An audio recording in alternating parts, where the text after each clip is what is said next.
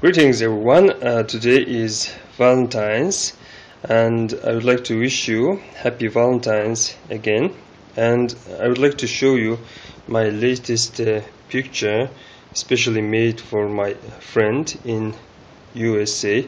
I hope my friend is not going to be angry about me that I'm going public with this picture and showing the others. I thought this might help in my this random talk. So let's talk about the differences.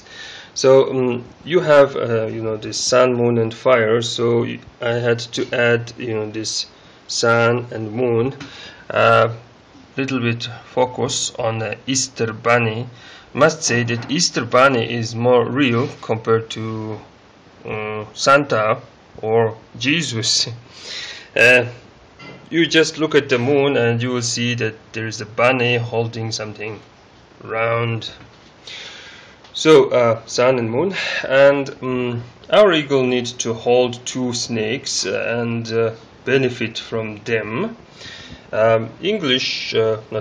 American eagle has some kind of olive, this branch. I thought that 13 olive branch is okay symbol, and I thought the arrows wasn't a good symbol. According to the secret history of Mongols, the arrows, 5 arrows, is a symbol of unity, and I guess 13 states and 13 arrows may represent unity. But there can be another, this symbol, one ring to rule them all. The ring can be symbol of unity, and I guess word church means circle or ring, something like that. So I like this, this round cloud thing above the eagle, but I did not like the, this Star of David. The Star of David is of course used in Mongolian war symbol, 4 of them, and they represent a thunderbolt. So I placed the 13 stars as a thunderbolt. So when you have a thunderbolt like this, thunderbolt, you need to have a bell. It's USA, New York. Why? It is because thunderbolt is lightning, and the bell is going to be the sound that lightning producing. So what does this bell produce? It obviously produces the ring. So ring. So there should be a ring. I thought it should be somewhat good. So I wrote something called a good life. So this is going to be something called yerlik or yarlik. This is basically this is called yerlik, or this is a description what the item is, something like that. And this is on this old Mongolian passport, something like that, or king's order, something like that. It says from Hota Sitikir, the last line is take care, something like that. So the riders, man and woman, is a little bit different from a Mongolian version, obviously different. And I totally forgot to put the dog. I guess you do not need a dog if you have a gun. And you can see one difference is that the horse is much bigger in this picture, and man and woman is like small. In Mongolian version the horses are small, man and woman is quite big. This is how this I described the Mongolian ponies.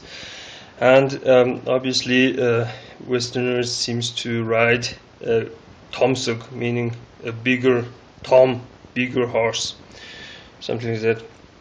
So the picture is not so complete without this background, so I added some this background. This is how you draw not this high hills, and you have some cracks of earth, and you have these trees and some river, something like that.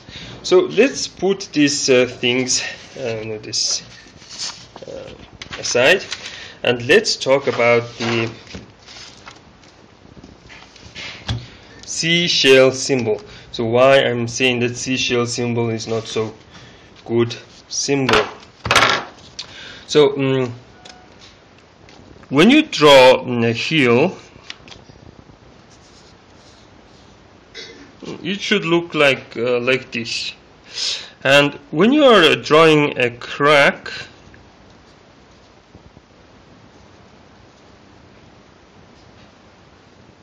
it should look like this. And if you this color the crack as dark and this deep, you are drawing a cliff. So from this you can create this basically a seashell. So Mongol name for a seashell is HYASAA, something like that. And this, if you remove the H, you end up with YASAA, meaning a bones. So this seashell is obviously a bone. What does it mean? It's basically the same symbol like this skull.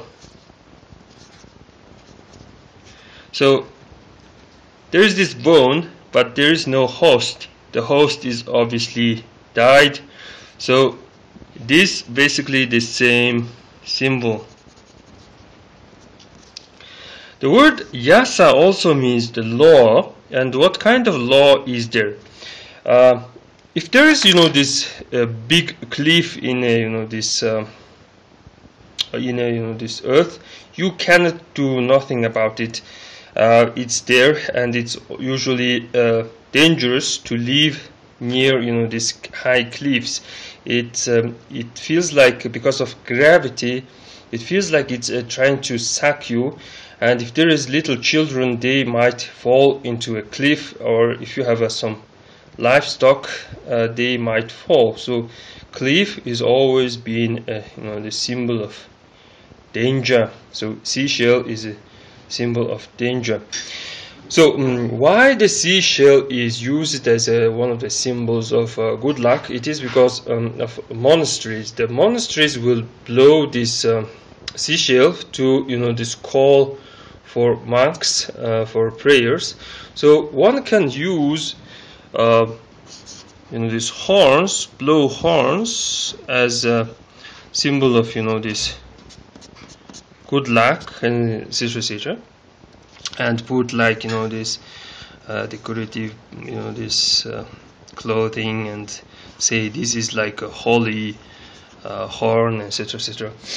Also you can use a ring. Why? It is because ring also means a sound. This, your cell phone is ringing, something like that, and you put like this piece of clothing and say this is a holy ring or something like that. And this is how these bells, I mean the seashell or this horn is simply this ring. Please everyone come with something like that. So another way to describe a ring or bell is like this. You put metal rods or this rings like this, and they are going to produce the sound, and they should look like this, something like that. So I hope you get that this seashell is not so good symbol, and it's it tells you about that the world has a danger and nothing is you can do about it, and that's why it's called HYASAA, meaning damn, I cannot do nothing about it. Something like that. Well, that's pretty much for today, and thanks for watching.